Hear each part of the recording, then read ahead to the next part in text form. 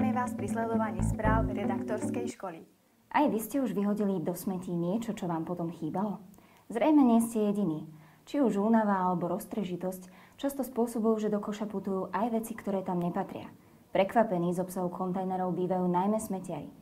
Tí sa nestačia čudovať, akých cenností sa ľudia zbavujú. Nábytok, hračky, oblečenie, to všetko dneska ľudia vyhadzujú. Niekedy môžete nájsť v kontajneroch zaujímavé kúsky. Redaktorskú školu Daniela Hediová. Ak ste ešte nestretli lásku svojho života, nezúfajte.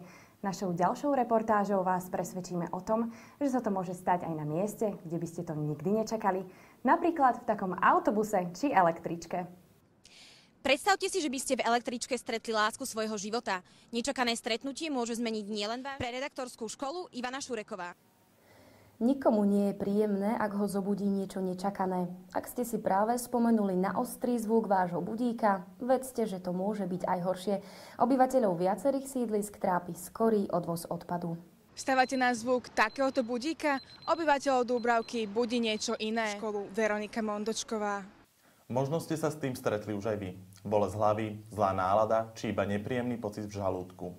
Na každom z nás sa symptómy jesennej depresie môžu prejaviť inak. Zozbierali sme pre vás zo pár rád, ako sa s nimi ľahšie popasovať.